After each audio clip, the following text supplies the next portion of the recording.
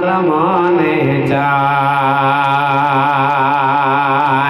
বেলাল বলে আজান দিলে, আরে বেলাল বলে আজান দিলে কলি যায় মোর আগুন জ্বলে। আরে বেলাল বলে আজান দিলে কলি যায় মোর আগুন জ্বলে।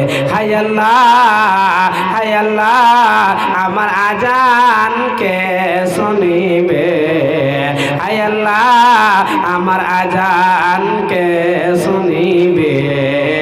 মোর আওয়াজ নাই গলায়। হায় আল্লাহ, আমার আজান কে শুনিবে?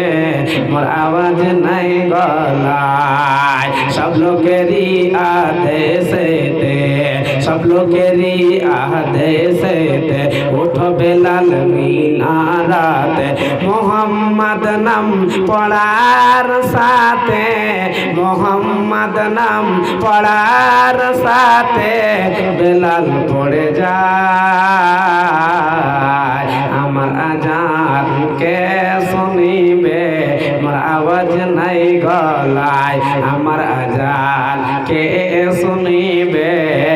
আওয়াজ নাই গলায়।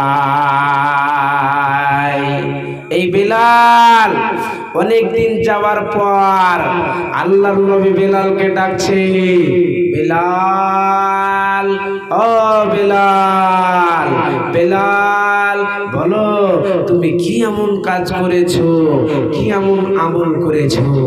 আমি আসমানের ওপরে আল্লাহর আরশের নিচে আমি তোমার আওয়াজ পাচ্ছি। আহা, এমন সময় বেলাল কেঁদে উঠল, আল্লাহর নবী আমি তো ওরকম কিছু আমল করিনি। আল্লাহর নবী আমি তো ওরকম কিছু আমল করিনি। নবীজি ভাই একটাই আমল করেছি, আমি যখন মসজিদে যেতাম, আমি যখন আজান দিতাম, আজান দেওয়ার পর আমি 2 রাকাত তাহিয়াতুল মসজিদের নামাজ পড়তাম। আল্লাহর নবী বলছেন, বেলাল এই 2 রাকাত নামাজ পড়ার কারণে তোমার পায়ের খরম আমি আসমানের ওপরে আমি আওয়াজ তোমার খরম শুনতে পাচ্ছি। আল্লাহ এর বিনিময়ে তোমাকে জান্নাত দিবে। একবার পড়ুন সুবহানাল্লাহ। জান্নাত ছোট্টখানি কথা নয় বাবাজি, কোটি কোটি টাকা দিয়ে জান্নাত কিনা পাওয়া যাবে না। আল্লাহ যদি আপনাকে ভালোবেসে নেয়, আল্লাহ যদি আপনার প্যারার বান্দা হয়, তবে আল্লাহর জান্নাত পাওয়া যাবে। আজান দিতে দিতে দিতে দিতে কিছুদিন পর রাসূলের সাহাবীরা বললেন নবীজিকে, নবীজি গো, ও আল্লাহর নবী আপনি মুয়াজ্জিনটাকে চেঞ্জ করে দেন, অন্য মুয়াজ্জিন হবে। কথা বুঝতে পারছেন? একটু উদাহরণ দিই তারপর বুঝতে পারবেন।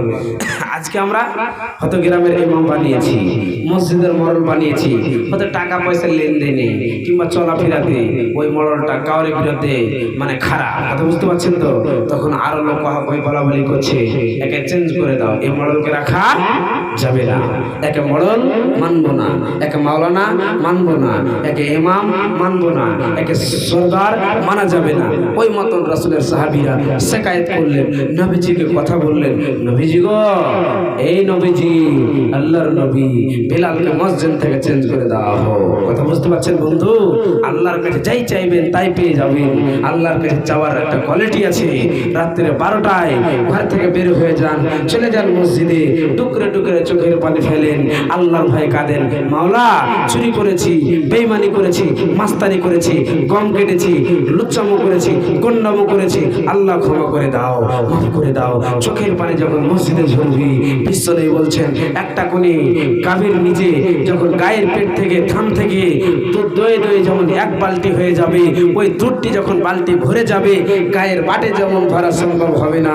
একটি যদি আল্লাহর ভয়ে মসজিদে রাত্রে 12টার পর আল্লাহ নিচে নম্বর আসমানে চলে আসে, বান্দা কে চাইছে চা আমার কাছে, সমস্ত পেয়ে যাবে। যখন চোখের পানি ঝরাবে, আল্লাহর জন্য জাহান্নামকে হারাম করে দিবে। কথা বুঝতে পারছেন? কিন্তু আল্লাহর কাছে আমরা চাইতে পারছি না। এমন সময় বেলালকে যখন চেঞ্জ করে দেওয়া হলো, বেলালকে যখন আজান থেকে বের করে দেওয়া হলো, আজান মুয়াজ্জিন আল্লাহর নবী অন্যজন সাহাবীকে করে ফেললেন। কথা বুঝতে পারছেন?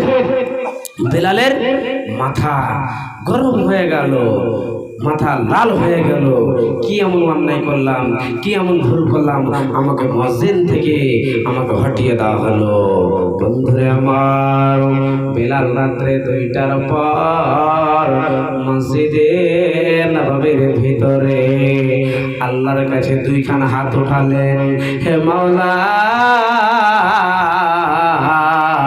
এত কষ্ট করে ঈমান আনলাম, রাসূলের কাছে আমি থাকলাম, আল্লাহ আমি কত কত বছর আমি মুয়াজ্জিনি করলাম, আল্লাহ আজকে আমার দ্বারা থেকে কি এমন অন্যায় হলো, কি এমন ভুল হলো, আমি কি এমন অপরাধ করলাম যে রাসূলের সাহাবীরা আমাকে মুয়াজ্জিন থেকে বের করে দিল।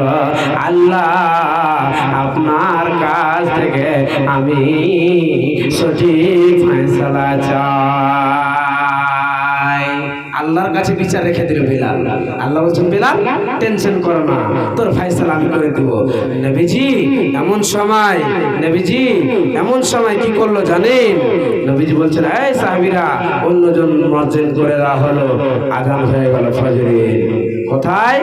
মসজিদে নববীর ভিতরে। মসজিদে নববীর ভিতরে আযান হয়ে গেল। এমন সময় সে আযান আল্লাহর আরশে গেল না, আল্লাহর আরশ পর্যন্ত গেল না। আল্লাহ তাবারাক ওয়া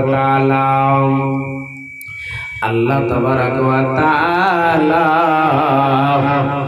জিবরাইলকে পাঠিয়ে দিলেন, হে জিবরাইল যাও, হে জিবরাইল যাও, আমার নবীকে গিয়ে জানিয়ে দাও যে কোকিল কণ্ঠ সুরে